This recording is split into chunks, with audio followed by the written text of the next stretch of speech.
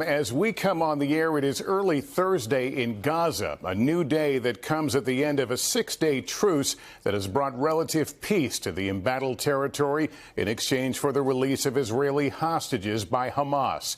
Tonight, the two sides may be very close to agreeing to another extension, following the release of 16 more hostages this evening just before a midnight local time deadline.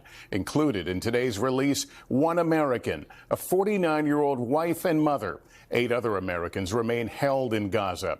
Under the current deal, 30 additional Palestinians are being released by Israel. Negotiations over possibly extending the truce appear to be hanging on the question of just how many hostages remain under Hamas control. The group now claiming some of the hostages, including the youngest, a 10-month-old infant, were killed during Israeli bombing. There is no confirmation of that. A lot to tell you tonight. Let's begin with Chief Foreign Correspondent Richard Engel with some late developments. Another American has been freed by Hamas tonight, 49-year-old Liat Benin.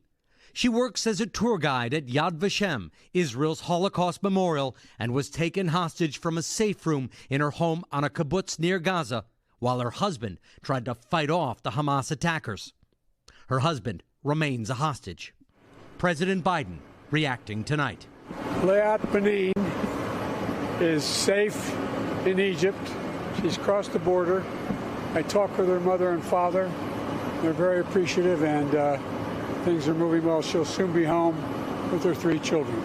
Benin is only the second U.S. citizen Hamas has let go, following 4-year-old Abigail Idan, whose parents were both murdered during Hamas's October 7th massacre.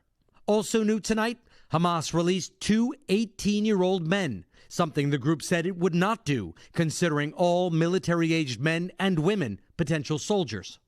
In exchange, Israel released 30 Palestinian prisoners. Israel has said Hamas must release at least 10 hostages a day to keep the truce going. Otherwise, it will resume bombing. But Hamas today said it's unable to release the Bibas family, claiming that Shiri and her sons Ariel and 10-month-old Kafir were killed previously by an Israeli airstrike. The Israeli military and the Bibas family said in statements they're working to verify that claim. Yahel and Nave were among 6 members of the Haran Avigdori family Hamas freed last weekend. Their father remains in Gaza. Nave is 8 years old and a soccer fan.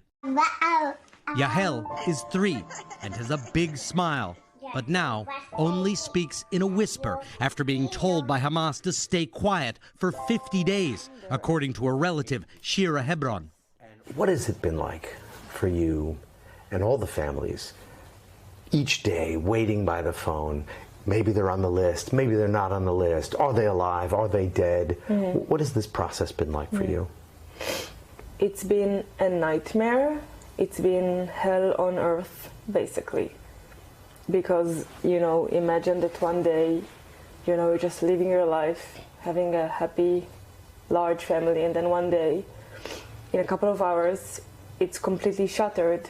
People have been murdered and taken from their safest place. Now we have some air in our lungs, finally, because 6 of them have returned.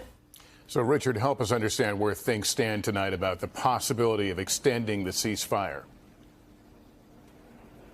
So Israel has not made any formal announcement, but multiple sources directly involved in these negotiations tell us that things are looking good, that there will be very likely a 2-day extension starting from now. As a minimum, it could go beyond that with the same terms applying, that Hamas has to release at least 10 hostages a day. Thanks for watching. Stay updated about breaking news and top stories on the NBC News app or follow us on social media.